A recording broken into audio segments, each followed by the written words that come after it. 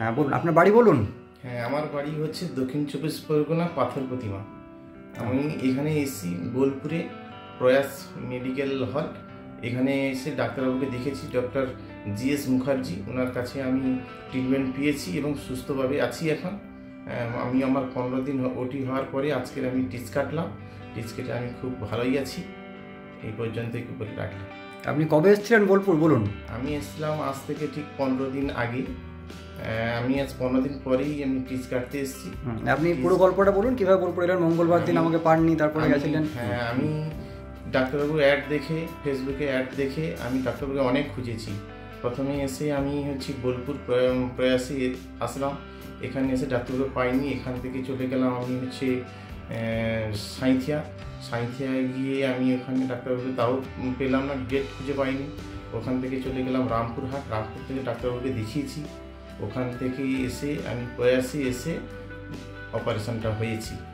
এখন আমি ভালো আছি, সুস্থ আছি। আপনি এই রোগ নিয়ে আর কোথায় গেছিলেন বলুন? আমি এখানে কলকাতাতে 1 বছর ছুটেছি এবং বহুত টাকা ব্যয় করেছি। এবং এখান থেকে ব্যাঙ্গালোরে গেছিলাম।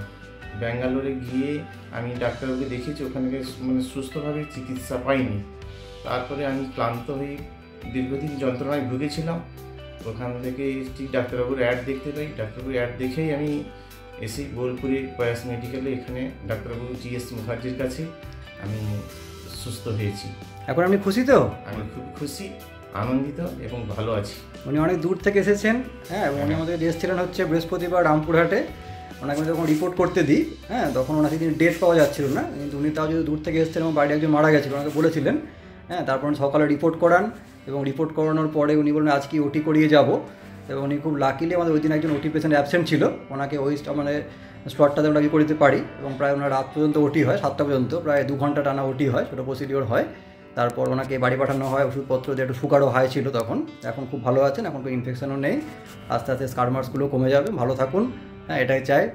আর পেশেন্টটা উপকৃত হন। হ্যাঁ, ওনাকে দেখে ইন্সপিরেশন হন যে এতটা দূরে আসা, এত কষ্ট করে, এটা খুব ভালো লাগছে। এবং যে খুশি হয়ে বাড়ি যাচ্ছেন, এটা অনেক ভালো জিনিস। হ্যাঁ, যারা এইভাবে অসুস্থ তাদের কাছে আমি আবেদন করছি, আপনারা ডাক্তারকে দেখান, আপনারা সুস্থ হবেন। এটা আমি নিজেই সুস্থ হয়েছি, আপনাদের কাছে এই আশাই করছি। এবং অল্প খরচে আপনারা সুস্থ হবেন। ডাক্তারের কাছেও আমি নিবেদন করছি এই পরিষেবাটা যেন মানুষ পায়। ভালো থাকুন।